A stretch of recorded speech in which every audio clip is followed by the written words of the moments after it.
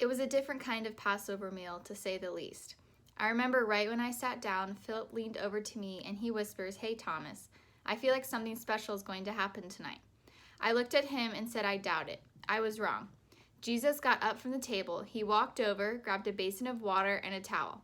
I remember at the time thinking to myself, what's Jesus doing with the foot water? I doubt he's going to wash someone's feet. I was wrong. He knelt down and began to wash Bartholomew's feet. Bart just sat there. Didn't say anything. He didn't move. None of us did. Jesus finished and went on to James and Andrew and the rest of us. I remember at the time thinking, this is so strange and yet so wonderful. I doubt anyone is going to say anything right now. I was wrong. You know who broke the silence? Peter. No way are you going to wash our feet. That's what I told him. He could wash other people's feet, but he wasn't going to wash mine. So I looked at him and I said, Jesus, you're not going to wash my feet. I mean, you're king, you know? You're king. And he just kind of looked at me and said, well, then you can have anything to do with me. And I was like, ouch, okay. And then just wash my feet, wash my hands, wash my whole body if you have to. And he just looked at me and said, no, your feet will be just fine, Peter. In the midst of washing our feet, he taught us servanthood. Then Jesus took some bread and some wine. He blessed it and he served it to us. He said it was a new covenant with his blood. And he said, tonight, all of you will lose faith in me. I remember thinking right then, lose faith in you? Never. But I didn't say anything. I just sat there. I mean, I couldn't just sit there. I had to say something. So I looked at him and I said, Jesus, I love you. And you can count on me. Everybody else may follow it, but trust me, I will not. You can count on me. And he looked at me and he smiled and he said, Peter, you'll deny me 3 times before tomorrow morning. Like, ouch. Next thing I knew, we were wrapping things up and heading to the garden to pray. Once we got to the garden, it just got crazy. Jesus asked Peter, James, and myself to go a little farther into the garden with him and pray, and we did. We tried. We kept falling asleep. Jesus kept waking us up. I remember one time he said, the spirit is willing, but the flesh is weak. That's true. It's all a blur. And to think this whole mess got started because of Judas. Did he really think what he was doing was right? There he is. That's him. That's the one you want.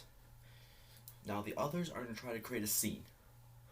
But the one I need you guys to focus on is the one over there, the one I'm about to kiss on the cheek.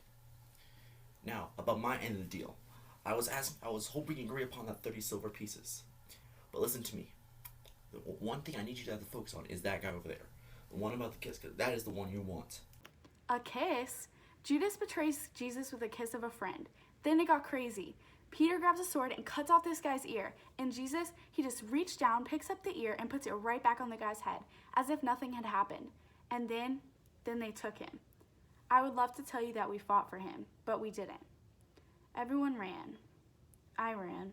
I'm so ashamed. What have I done? What have I done? I just sent Jesus to his death. What happened? I just sent the Lord Saviour to be crucified. I'm done. What have I done? I was stationed at Golgotha that day. We had just raised the second criminal by the time they had brought him to me. I'll never forget the way he looked.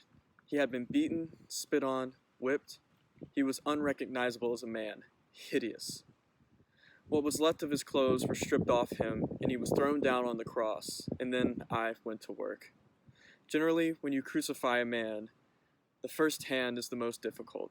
The criminal wants to get away, and he fights you, so I would have to put 2 soldiers to hold him down.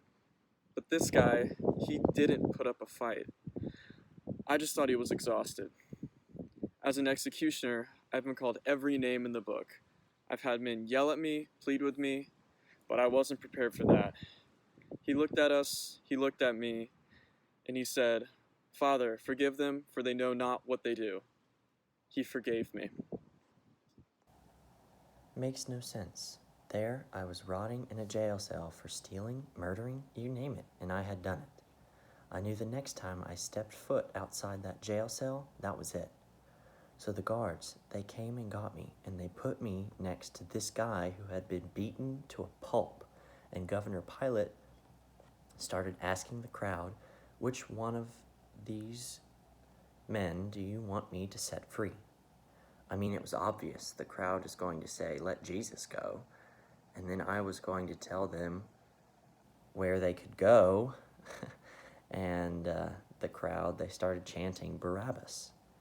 I mean, they were saying my name. They were saying my name over and over again. The guards shoved me into the crowd, and they took this Jesus off to Golgotha.